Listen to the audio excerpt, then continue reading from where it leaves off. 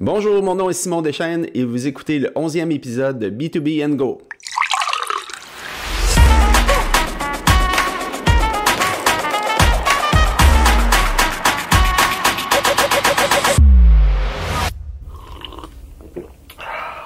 Pour l'épisode d'aujourd'hui, on s'intéresse au parcours d'un entrepreneur, ou plutôt d'un multi-entrepreneur, qui a aussi une grande passion pour la vente. En plus d'une passion, une vaste expérience et d'énormes compétences, on devrait dire, en vente B2B particulièrement. Guillaume Saillant, merci d'être avec nous aujourd'hui pour nous partager tout ça. Hey, merci Simon, c'est un plaisir d'être à ton podcast aujourd'hui avec ton équipe. J'ai bien hâte de discuter d'entrepreneuriat avec toi. Ben, si on sautait tout de suite dans le vif du sujet, puis on commençait par ton parcours professionnel. Ben, mon parcours professionnel est vraiment orienté sur la vente. Depuis que je suis petit, j'ai toujours été passionné par vente. T'sais, on essaie de trouver un peu notre chemin dans notre vie, de se dire qu'est-ce que je vais faire plus tard. Et c'est par le plaisir de la vente que je l'ai trouvé. Ça a commencé quand j'étais très jeune avec les scouts, avec des activités parascolaires. Il fallait vendre du chocolat, il fallait vendre des oranges, il fallait vendre des, je sais pas si vous avez vu ça, des pains en forme d'ourson. Non. Moi, mon but, c'était toujours d'en vendre le double des autres. Je vais en vendre plus tout le temps. Fait que je faisais, au lieu de le vendre, disons, 1 pour 4 $, j'en vendais 2 pour 8. C'était le même prix, mais j'en vendais plus. Fait que c'est comme ça que j'ai eu du fun. Et rapidement, je suis tombé dans la vente, puis avoir le plaisir de discuter avec les gens. C'était un challenge pour moi de dire, bon, OK, j'ai un de mes amis, je me rappelle toujours, il me disait, ah, cette maison-là, mon voisin, il n'achète jamais rien à personne, t'sais. Puis j'ai vendu 4 palettes de chocolat. Fait que je suis sorti de là, j'ai dit, ben écoute, la glace est cassée, on y retournera voir l'année prochaine. Je suis sûr que ça va marcher encore. Fait que tu sais, c'est le genre de petits défis que j'avais quand j'étais petit. Rapidement, mais j'ai fait comme bien des gens, j'ai eu une franchise de qualité étudiant.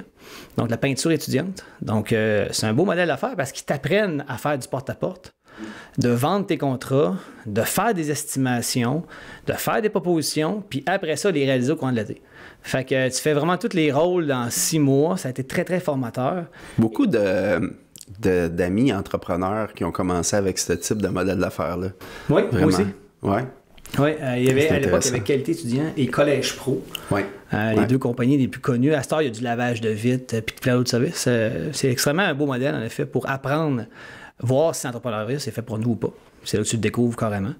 Moi, j'ai adoré mon expérience. Par la suite, j'ai fait mes études en administration et je travaillais comme vendeur dans les boutiques de vêtements Historia. S'il y en a qui s'en rappellent, Historia, c'est devenu très gros. Là. Il y a eu jusqu'à 20 ou 22, 24 magasins à une certaine époque. Et eh bien, moi, j'étais le meilleur vendeur dans le département des femmes. Oh! Ouais, j'avais beaucoup conseillé les femmes en habillement. Je ne sais pas pourquoi, mais j'avais beaucoup de plaisir à challenger avec eux. Parce que peut-être c'est une question d'émotion aussi. Donc, je pense que j'ai une bonne qualité émotionnelle, une intelligence émotionnelle assez développée. Fait que ça me permettait d'avoir beaucoup de plaisir avec elle. Puis, ce qui m'impressionnait toujours, c'est qu'ils revenaient. Parce qu'il n'y avait pas de bullshit. T'sais, on se disait les vraies affaires, puis les gens venaient. Fait que ça me permettait de faire des beaux chiffres, puis surtout de faire des explosions de factures des fois le samedi. Là.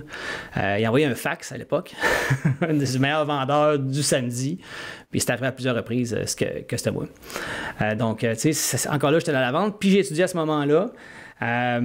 J'ai continué à travailler au niveau des ventes après ça, comme différents jobs de représentants à gauche, à droite. J'ai travaillé aussi dans des restaurants, ce genre de choses-là, mais ça m'intéressait moins. C'était pas assez direct. Donc, je me suis concentré vraiment sur développer une relation avec les gens. Et rapidement, je suis tombé comme représentant dans une boîte de technologie, parce qu'on a développé des solutions technologiques déjà à l'époque. Et j'ai beaucoup de plaisir à vendre des solutions technologiques. Là, on parle de 2003-2004. Solutions technologiques cloud, dans le fond, si on peut dire aujourd'hui. Là. Donc, on avait développé à l'époque un conseil d'administration en ligne pour les caisses des jardins. Un conseil municipal sans papier pour les municipalités. En 4 ans, j'en ai vendu une 50aine dans les caisses des jardins. À l'époque, on vendait ça 25 000 $ quand même. Et aujourd'hui, ça existe sur Google Drive là, ou les différentes plateformes hébergées. Et on a vendu aussi une 50aine de municipalités avec le conseil sans papier. C'était la nouvelle vogue à l'époque, là, remplacer le papier par des ordinateurs. Fait que ça, on a eu beaucoup de plaisir. Après ça, j'ai travaillé toujours dans le logiciel, donc une implantation de la vente de logiciels B2B, évidemment. Rencontrer les gens, faire des démos, répondre aux objections, c'est quelque chose qui me passionne. Je ne sais pas pourquoi, ça fait partie de moi. J'ai eu quelques fails aussi. J'ai parti des business qui n'ont pas marché. J'ai parti d'une compagnie de produits pour la chasse, le plein air et le camping. qui s'appelait Anticode, qui était un produit qui était pour, dans le fond, l'inverse des chasse-moustiques. C'était un savon, un nettoyant pour le corps qui enlève ton odeur humaine en réalité. Donc, au lieu de cacher ton odeur humaine avec du chasse-moustique, on avait un produit vraiment innovant, biologique, que tu te laves avec ça puis tu ne sens plus rien. Fait que les bébés, ils ne te sentent pas après. Donc, on a tenté de percer le marché avec ça. Ça marche? Le produit marche, la compagnie n'a pas marché. C'est ça la différence.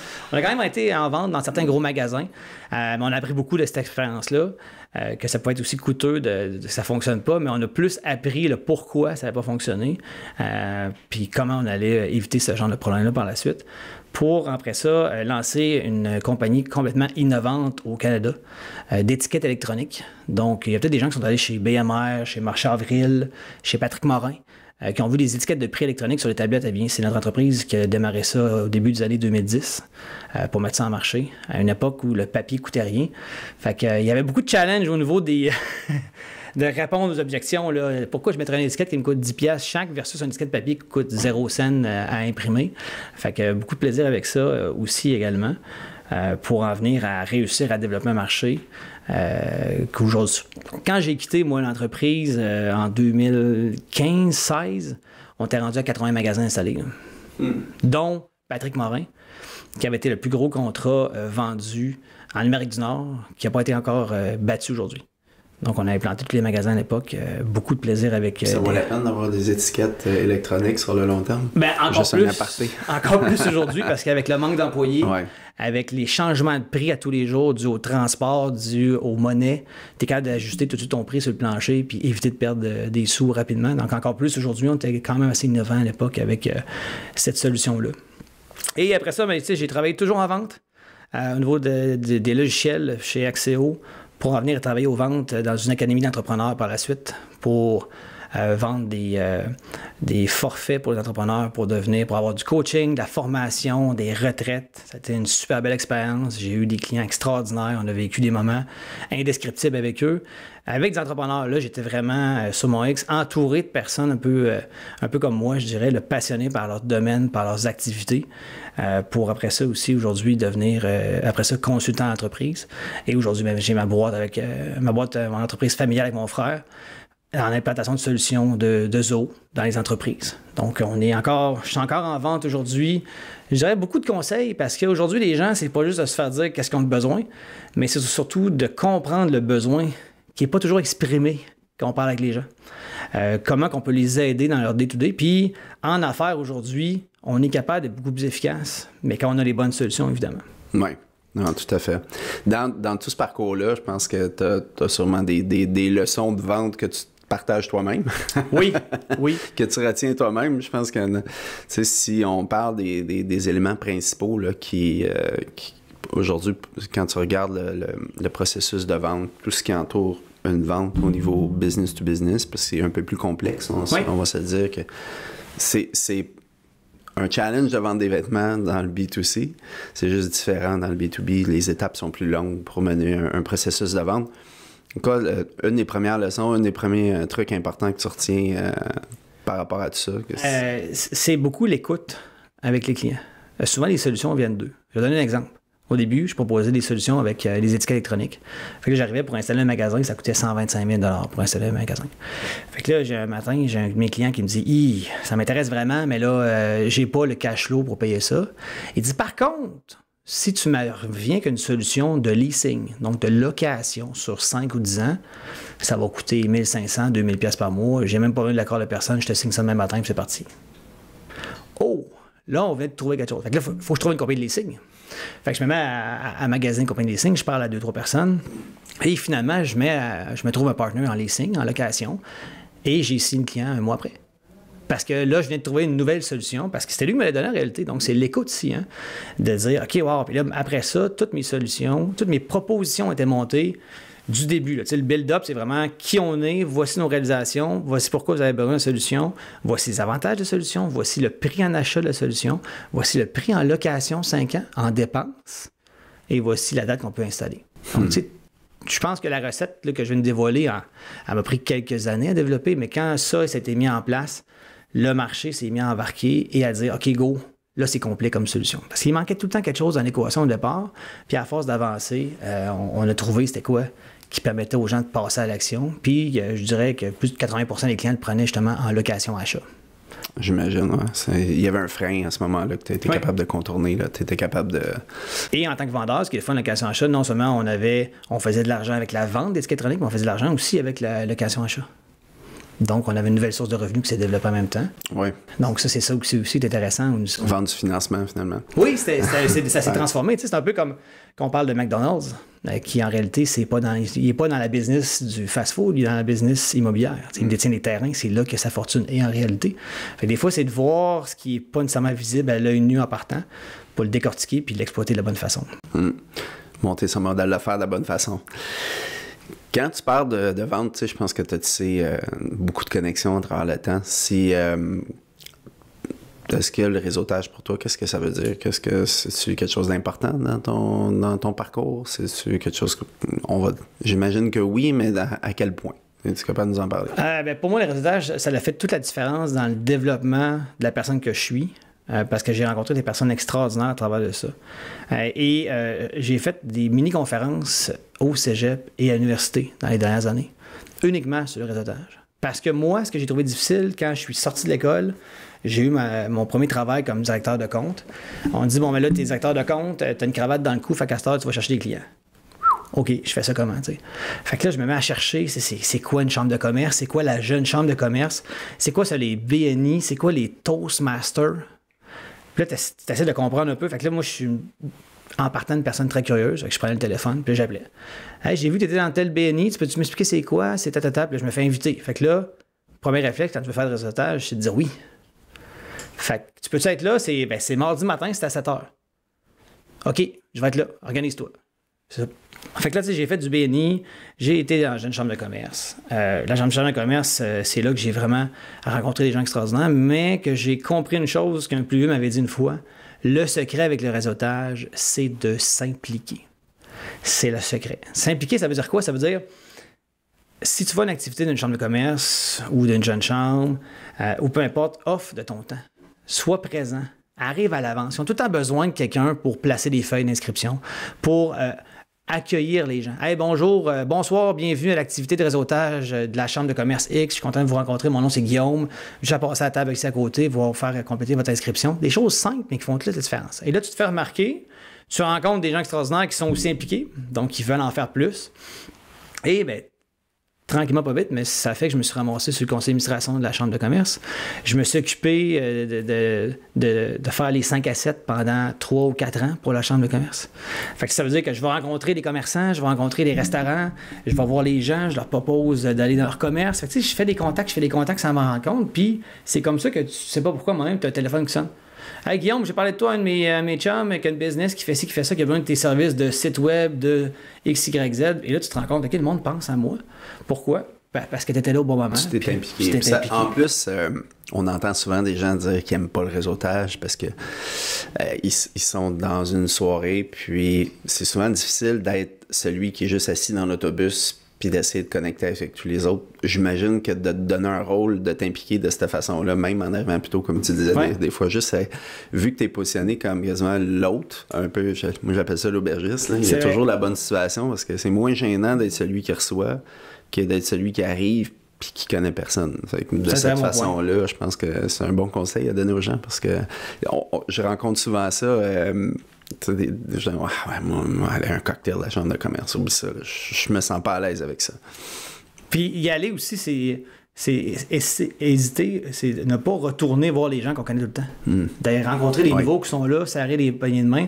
Moi, d'une soirée de réseautage, si je sors pas de là avec 25 cartes d'affaires, je suis déçu. Tu sais, je veux parler à tout le monde, je veux savoir c'est qui, je veux savoir qu'est-ce qu'ils font, je veux savoir qui ils connaissent, comment je peux les aider surtout. Puis je leur pose souvent la question. Salut, moi c'est Guillaume, question dans la vie, je fais telle affaire, toi, qu'est-ce que tu fais? Comment je peux t'aider à soir? Ah, mais c'est drôle que tu m'en parles. Je cherche tel type de service ou je cherche tel type de personne. Puis, dans mon parcours entrepreneurial, il y a un moment que j'ai eu l'opportunité d'embarquer aussi sur le conseil d'administration de l'Association des quincailleries du Québec. parce que c'était un gros marché que je développais à l'époque, avec des étiquettes électroniques que je vous parlais tantôt. Ce qui a fait que je me suis impliqué sur le conseil d'administration, j'ai eu beaucoup de plaisir et ça m'a permis surtout aussi de rencontrer plein de gens, des bannières que c'était plus difficile à rencontrer à l'époque. Et j'ai terminé ma carrière comme président du conseil d'administration de l'ACMAT, l'association qui avait 50 ans à l'époque. Et j'étais le premier président du conseil d'administration qui n'était pas un marchand, donc qui n'était pas un propriétaire de quincaillerie. Donc, ça, c'est une belle réalisation, j'en suis fier. Puis, j'ai eu du coaching extraordinaire du président directeur général, Richard Darvaux, à l'époque, qui m'a vraiment aidé beaucoup dans mon rôle. J'ai appris énormément aussi avec ça. Comment ça s'est... Je suis curieux, est-ce que tu t'es auto-suggéré ou c'est des gens, pas souvent dans ces organisations-là, c'est des gens qui regardent des candidats et ils disent, ben, je pense que tu aurais peut-être à te présenter ou ça s'est passé comment? C'est une bonne question. À vrai dire, je me suis présenté à une assemblée générale. Et là, c'était le temps de se proposer pour devenir membre du conseil d'administration. Ça fait 2 heures que je suis là, j'ai rencontré 3-4 personnes. Ils me disaient, hey, t'es dynamique, toi, savais-tu que tantôt tu peux mettre ta candidature pour ce conseil d'administration? J'ai dit, ah non, je savais pas. J'avais été vice-président de la Jeune Chambre de commerce de Québec. J'avais été aussi nominé à l'association des chambres de commerce comme administrateur de l'année à l'époque. Fait que, tu sais, j'avais déjà un peu d'expérience, fait que ça m'intéressait. Fait que je suis allé sur le stage, j'ai pris le micro, j'ai fait une présentation de moi en 32 secondes, là, à froid, là, comme ça. Puis ben, j'ai été élu à ce moment-là. Je suis rentré sur le conseil d'administration comme ça. Puis là, ben, j'ai fait 4 ans sur le conseil d'administration. Puis la dernière année, j'étais aussi élu pour être président à la 4e année. Et c'est drôle parce que quand je suis rentré la première année, j'avais fait partie des membres qui avaient voté une nouvelle règle. C'était que tu pouvais faire maximum 2 mandats de 2 ans. Juste pour s'assurer qu'il y a tout le temps du monde qui tourne sur le conseil d'administration pour faire grandir une association de la bonne façon. Donc, ce qui est arrivé, c'est que j'ai quitté après 4 ans, mais la dernière année, j'ai eu la chance d'être président de l'association, qui était une belle rencontre. Mais j'avais comme un double rôle. Je suis président de l'association des quincailleries, mais je suis capable de rencontrer les propriétaires, les présidents des bannières, donc mes prospects et mes clients aussi. Donc, c'était vraiment une expérience très enrichissante. Qu'est-ce que tu as à ceux qui s'impliquent, qui trouvent que c'est beaucoup de temps, tu sais, c'est beaucoup de temps à s'impliquer comme ça. Je fais de mon côté tout ça, puis je rencontre souvent les gens qui disent, ouais, mais tu sais, je n'aurai jamais ce temps-là.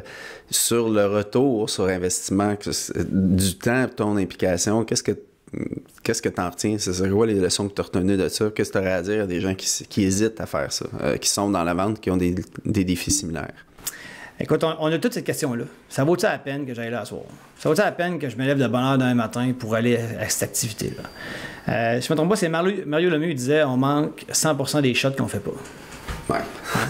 Fait que, c'est parce que ce que tu vas rencontrer quand tu vas te lever tôt ou tu vas faire un plus pour te présenter une activité d'azotage, ça peut faire une différence parce que tu sais jamais qui va être là. Mais c'est pas nécessairement la personne que tu vas rencontrer que tu vas développer une relation d'affaires business avec cette personne-là, mais c'est son réseau de contact à elle, cette personne-là, qui peut avoir des personnes très intéressantes qui vont te revenir par la suite. Mais comme toute activité de réseautage, s'il n'y a pas de continuation après cette activité-là, ça ne vaut pas la peine d'y aller. Si tu vas à une activité de réseautage et tu n'as pas l'intention de faire tes suivis après, tu n'envoies pas de courriel, tu ne fais pas de message texte après pour dire aux gens « J'étais vraiment content de te rencontrer, passer du bon temps hier soir, tu m'as demandé telle chose, là voici. » Moi, ce que je veux faire quand je vais à une activité de réseautage, c'est de donner de la valeur. Tu parles à quelqu'un, « Hey, je cherche quelqu'un dans tel domaine, je vais t'envoyer ça. » Hey, toi, comment tu as fait ta conversion de chauffage? Je l'ai faite avec telle entreprise, ils sont extraordinaires, je vais t'envoyer le lien du propriétaire, tu lui parleras, tu diras que c'est moi qui t'envoie, il va te traiter numéro 1. Fait que, tu sais, moi, mes suivis, c'est ça. Hey, on s'est rencontrés hier, puis moi, j'ai mes templates, évidemment, dans mon CRM. Tu as le plaisir de vous rencontrer à l'activité XYZ hier soir. Merci d'avoir pris du temps de parler avec moi. Voici le suivi que je devais te faire. Si tu veux me rencontrer, voici le lien de mon agenda. Et je ferai aussi probablement un suivi téléphonique avec toi au courant de la semaine. J'ouvre toutes les portes. Puis tu te prends des notes. Je prends des notes. Quand tu sors de là, tu travailles. Là. Oh oui, moi, mon travail, il commence quand je suis rentré chez nous le lendemain. Ouais. Fait qu'il faut aussi se préparer. C'est-à-dire que tu as une activité de réseautage, mais tu peux inviter quelques personnes que tu apprécies qui soient là avec toi. Mais le lendemain, dans ton agenda, tu bloques 1 heure. Là. Que tu réponds pas à tes courriels, que tu ne checkes pas d'abord ce que tu as à faire. Ce que tu as à faire, c'est de faire tes suivis. C'est là que ça va être payant. C'est là que ça va te donner des réponses. Puis tu sais jamais ce que ça peut donner. C'est là que c'est magique. Fait que je dirais aux gens qui savent pas si c'est pour eux, sortir de sa zone de confort, c'est là que la magie opère. Puis si tu vas juste à 5 activités de plus par année de réseautage, mais c'est 5 fois de plus que tu peux transformer ta business ou les contacts qui vont t'aider à atteindre tes objectifs. Oui, ou atteindre tes quotas en vente si t'es vendeur aussi, effectivement. Effectivement. Ouais. C'est super intéressant. Merci du partage, pour vrai. Ça ajoute pas mal de profondeur au sujet du réseautage. Je pense que aussi dans ton parcours, si je peux me permettre, tu structures, t'as parlé de consultation, on s'en est parlé un petit peu avant l'enregistrement du podcast. Peut-être nous parler un peu de ce que tu vois, parce que on a tendance à valoriser certains rôles au niveau de quand on choisit un vendeur, par exemple. Si on est un entrepreneur, on est rendu à une certaine étape de la croissance de son entreprise. On va avoir des gens qui sont aux ventes, on ne fait pas tout nous-mêmes. Donc, on a tendance à vouloir embaucher souvent le même type, c'est-à-dire l'ouvreur de porte ou en tout cas, je pense que c'est intéressant. Tu as un discours intéressant sur les différentes personas, différents types ou profils de vendeurs qui composent une équipe. Puis la dynamique de tout ça. Certains conseils ou certains trucs que tu as retenus de ton expérience de consultation puis de ton expérience d'entrepreneur que tu pourrais nous partager par rapport à ça. Bien, tout à fait, Simon. Puis tu vois, ce que je veux te partager, c'est un peu d'informations que j'ai déjà fait aussi dans quelques-unes des conférences que j'ai faites dans les dernières années pour justement parler un peu des types de personas de la vente. Parce qu'en effet, quand on va engager une personne, ou même soi-même, d'avoir un peu d'introspection pour dire, moi, je suis quel type à la base de représentant ou vendeur, qu'est-ce qui pourrait venir me compléter dans mon équipe? Parce que si tu as 3 snipers dans une armée, puis tu n'as personne sur le terrain, tu n'avanceras pas vite. Ça te prend du monde sur le terrain pour avancer, ça te prend des snipers en arrière pour faire la job, puis ça te prend du monde pour les soigner par en arrière aussi. C'est pas ça le nom des rôles, mais c'est pour donner un peu l'idée à quoi ça peut ressembler. Là. Le premier rôle, tout le monde le connaît, là, c'est le chasseur. T'sais, le chasseur, lui, là, il aime ça, trouver des leads. Il est fort pour faire du référencement croisé. Il connaît tout le monde. On en connaît tous un qui est comme ça. Là. Il connaît tout le monde. Tu lui poses une question qui n'a même pas rapport avec son domaine d'activité, il va te trouver la bonne personne. Là, il aime ça pousser les nouveautés. C'est une personne innovante et surtout, elle est motivée naturellement. Cette personne-là, tu n'as pas besoin de te demander où le mardi matin, soit qu'elle sort d'une activité de réseautage, elle est au téléphone, elle se prépare à aller jouer au golf avec 4 clients. Il sait déjà ou elle sait déjà ce qu'elle a à faire, elle est très motivée naturellement. Elle va envoyer des courriels, elle va travailler fort avec son site web, elle a toujours des cartes d'affaires avec elle et elle va faire des démos percutantes. Tu sais, quand tu rencontres quelqu'un qui te fait une présentation, tu as le goût de l'engager après, tu as affaire à un chasseur. Tu dis à lui, là, il est extraordinaire, j'ai tout compris, c'était clair. Puis en plus, à la fin de sa démo, il va te demander des références. Comme s'il n'y en a pas assez, il demande 2 fois du dessert. Ça, c'est un chasseur. Tu ne peux pas te tromper et ça en prend un dans toutes les entreprises parce que c'est là que ça va faire une différence. Puis un chasseur, mais il va se débrouiller. Tu sais, il va se faire dire non, il va retourner à la chasse. Le deuxième, c'est le concluateur. En anglais, le closer. Tu sais, là, souvent, on va les reconnaître, ces gens-là, parce qu'ils ont des titres aussi longs que la carte d'affaires. Vice-président des affaires corporatives, internationales, enterprise, 3 petits points. Ça finit plus, c'est long. Mais là, lui, son rôle, c'est de venir te voir pour qu'on règle le deal. Lui, là, ce qu'il veut faire, c'est... Il est en mode urgence. Quand il vient te voir, c'est parce que souvent, c'est un peu comme... c'est un show. Là. Il vient avec le directeur des comptes, c'est le vice-président qui vient avec lui. Bon, OK, vous avez eu la tournée d'informations. Qu'est-ce qui manquait pour qu'on puisse régler ça aujourd'hui avec vous? C'est important qu'on prenne une décision parce que si vous voulez réserver une date d'installation ou de début de projet, vous savez qu'on est très occupé. Donc, c'est une personne qui va travailler les gens beaucoup plus au niveau du closing. C'est pas toujours confortable de faire affaire avec ces gens-là, mais des fois, ça prend ça aussi pour que la business passe à un deuxième niveau, parce que des fois, juste avoir des chasseurs, ben des fois, tu peux pas tirer après 3 lièvres. Ça t'en prend un qui vient avec toi pour t'aider de conclure le deal. Donc là, le conculateur est super important. C'est une personne qui va être beaucoup plus officielle. Puis tu sais, lui, il va arriver avec un deal là, pour régler tout. Là. OK, fait que là, la proposition, c'est ça.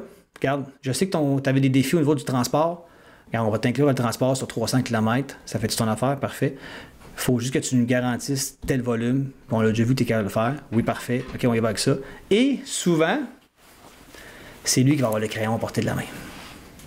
Bon, parfait, fait que c'est réglé. Mes crayons sur la table, il ne parle plus.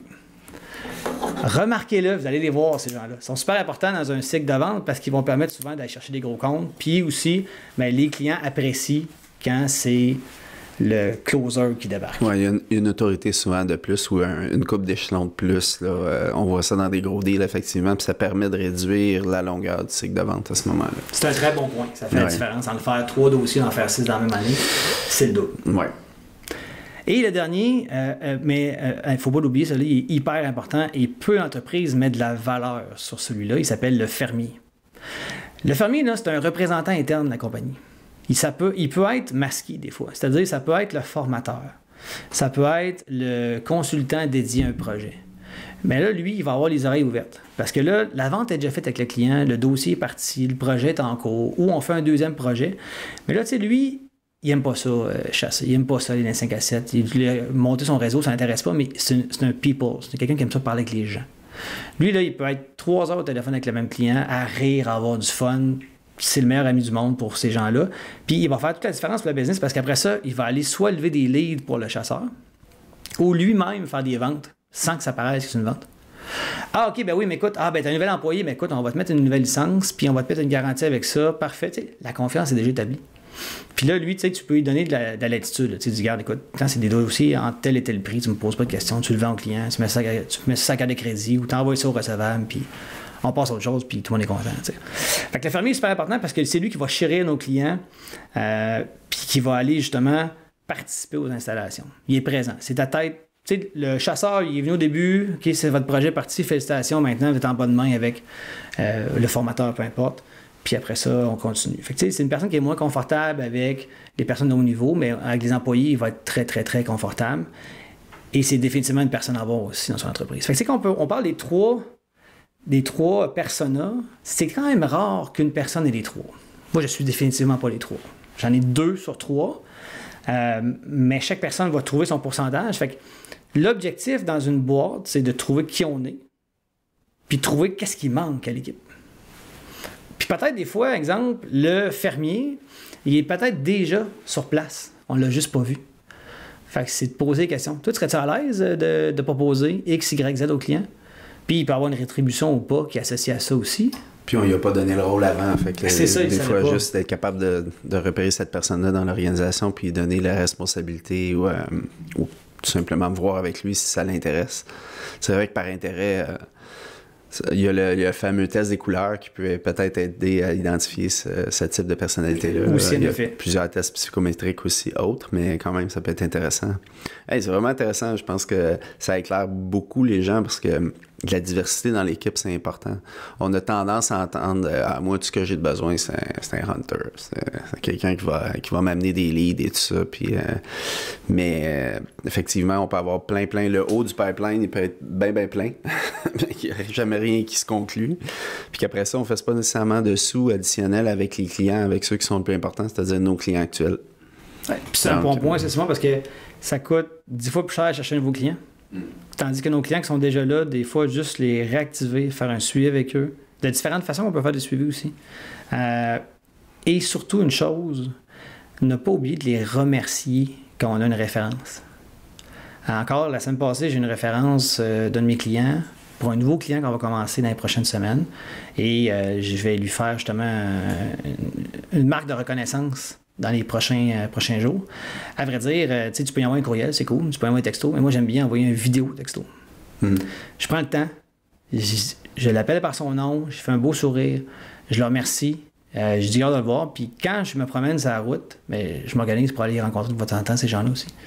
Parce que c'est toujours surprenant et agréable de voir que les gens pensent à nous, même si ça fait des semaines, des mois, des fois qu'on n'a pas eu de nouvelles d'eux, par l'entremise d'un nouveau prospect qui rentre. Donc, surtout qu'une visite en présentiel en ce moment, ça a encore plus de valeur que ça en avait avant. Oui, c'est ça. Okay. Écoute, j'aimerais ça que tu nous parles. On a parlé de ton parcours. Aujourd'hui, tu es en affaires. Oui. Je pense que tu as quelques chapeaux. Oui. J'aimerais ça que tu nous jases un peu de tes projets actuels. Où est-ce que ça s'en va? En quoi ça peut aussi aider les entrepreneurs? Parce que je pense que tu as une solution qui est intéressante pour l'efficacité de ce qu'on peut, de nos opérations, certains types d'entreprises, du moins. Oui, puis tu vois, à travers tous les enjeux, les défis en entreprise, c'est de trouver aussi le ou les bons partenaires. Fait que moi, j'ai la chance de travailler avec mon frère. Donc, on est une entreprise familiale. On a tous eu chacun de notre côté nos expériences positives ou négatives avec différentes personnes. Maintenant, on travaille, moi et mon frère Jean-Francis, dans l'entreprise qui s'appelle le Groupe 24. On est une entreprise qui sommes des Zoho Partners, donc on est autorisé par Zoho pour implanter, faire la personnalisation, programmer et faire la formation sur la suite Zoho One pour les entreprises. Zoho One, c'est une entreprise qui permet, avec leur suite d'applications, de gérer la comptabilité, un CRM, la gestion documentaire, la signature électronique. Il y a 50 applications pour venir à l'aide des entrepreneurs. Donc, quand on parlait tantôt de rencontres, de consultations et de ventes, c'est un peu ce que je fais, moi, à semaine longue avec mes clients. C'est-à-dire écouter leurs défis, voir comment ils sont installés, comment on peut les aider avec la suite Zoho One, comment ils peuvent sauver des sous et être plus efficaces aussi avec cette solution-là, parce que nous, on est là pour non seulement la mettre en place, mais tu sais, c'est vraiment des entrepreneurs pour des entrepreneurs. Donc, on va mettre une solution en place qui est déterminante pour eux, puis qui va leur permettre d'avoir des automatisations, puis d'être plus performants dans leur entreprise. Puis, tu sais, il ne faut pas oublier qu'on travaille beaucoup à distance aujourd'hui aussi. Fait que c'est des équipés de la bonne façon avec toute la suite infonuagique de Zoho One pour leurs employés et eux-mêmes leurs opérations. Ça s'applique à quel type d'entreprise, Zoho One? Zoho One, ça s'applique. Profils particuliers? On a des entreprises qui sont 3 employés, comme il y en a qui en ont 50. Là. Donc, si vous avez une entreprise que vous vendez des produits ou des services, vous devez faire des suivis des clients, vous devez faire des ventes, vous devez faire des factures, faire des suivis, faire des signatures électroniques. Donc, on est l'entreprise pour vous aider à y arriver. Des projets à gérer aussi, je pense. Oui, des projets. Autant qu'on a des clients dans le manufacturier que dans les services, c'est tous des gens qui ont des besoins d'avoir l'information en bonne place. C'est ça le défi aujourd'hui, si on est éparpillé. Fait que là, tu vas essayer de trouver une information. Ah, il est sur le laptop de mon vendeur, la dernière soumission, je ne l'ai pas. Ah, OK. Faut que je le rejoigne. Mais là, il est dans l'avion, je ne pourrais pas y parler avant 24 heures. Donc, si on a l'information directement dans un CRM avec une place dédiée pour mettre la documentation dans une gestion documentaire, ça fait toute la différence pour l'entreprise. D'être plus agile, plus performante, puis pas perdre des opportunités non plus, parce que c'est là que ça coûte cher. Développer un client, puis l'échapper parce qu'on a oublié de faire un suivi, parce qu'on n'était pas bien installé avec l'informatique, c'est très coûteux. Puis tu as un projet qui est relié à ça, mais qui est dans l'immobilier aussi. Oui, mais moi, mon frère, on a réalisé un autre rêve cette année. On est parti en immobilier. On a acheté notre premier immeuble en novembre et on est en train d'acheter un deuxième présentement. À travers tout ça, on a développé pour nous et des clients et maintenant l'immobilier, une version de Zoho qu'on appelle le Zoho Immo, qui permet à un gestionnaire de gérer les propriétaires d'immeubles, de gérer les bâtiments, gérer les logements et les locataires prospects qui veulent louer chez vous. Donc, si vous voulez avoir un système qui vous permet d'avoir toute l'information au bout des doigts, c'est-à-dire c'est qui le locataire de telle adresse à telle porte, est-ce qu'il quitte le 1er juin ou le 1er juillet, c'est quoi les appartements qui sont disponibles dans 3 mois. Donc, on a vraiment mis une emphase sur cette solution-là que nous, on se sert, mais qu'on implante chez différentes grosseurs de clients. On a des clients qui gèrent 4000 portes avec ça par mois, comme j'ai des clients qui en gèrent 20, 30 également. Mais autant un pour l'autre, ça fait toute la différence dans leur opération parce qu'ils sont plus éparpillés, ils sont centralisés maintenant. Et quand ils engagent une nouvelle personne dans l'entreprise, c'est clair et net au niveau des processus pour eux aussi. Et c'est beaucoup plus simple. On a même développé la signature électronique de bail dans cette solution-là. Fait que, une solution qu'on aime vraiment beaucoup et qu'on a des excellents feedbacks aussi avec nos clients actuellement. Ah, c'est intéressant, puis ça fait dans le contexte de pénurie de main-d'œuvre aussi, c'est toute une suite qui sauve énormément de temps. Souvent, c'est du temps aussi, c'est du travail qui n'est pas très intéressant pour lequel il faut embaucher. Donc, c'est pas facile de trouver des gens pour ça. Ça vient régler cette problématique-là aussi. Tu dois le voir dans l'implantation, dans certaines implantations, là, j'imagine. Oui, on l'a vu dans plusieurs implantations. Je vais vous donner un exemple. Là, des entreprises qu'on implante le système avec des automatisations que c'était l'adjointe administrative qui passait 20 heures à faire des tâches, qui maintenant, c'est le système qui est fait automatiquement. Ça ne veut pas dire qu'elle a 20 heures de congé par semaine. Ça veut dire qu'elle a 20 heures à valeur ajoutée à offrir à l'entreprise maintenant. À investir ailleurs. C'est ça. Fait que là, le président est content parce qu'il peut se faire aider sur d'autres besoins qu'il avait, mais là, il était coincé avec de la paperasse administrative qui est maintenant faite par le système de façon automatique. Là. Fait que pour eux, ça fait toute la différence parce qu'ils ont pas engager quelqu'un d'autre parce qu'en partant, t'en trouves pas. Ça, c'est le défi. Et là, la personne qui faisait des tâches répétitives, c'est maintenant faite par des automatisations. Et là, maintenant, elle fait des tâches à valeur ajoutée qui est beaucoup plus intéressant pour l'entreprise. Hey, c'est vraiment intéressant. Merci beaucoup, Guillaume. Je pense que, écoute, j'espère que nos auditeurs vont l'apprécier. Merci de ta visite. En plus que tu te déplaces de Québec aujourd'hui, on l'apprécie encore plus. Écoute, je te souhaite une excellente journée puis merci pour ta contribution encore. Merci, Simon. À la prochaine. À la prochaine. C'est ce qui conclut l'épisode d'aujourd'hui. Pour être certain de tirer le meilleur de cet épisode, mon équipe a préparé une checklist qui résume les conseils et astuces que Guillaume nous a partagés. Pour être notifié dès la sortie du prochain épisode et pour recevoir notre checklist, abonnez-vous à notre infolette en vous rendant au oxb2b.com/podcast. Merci et à la prochaine!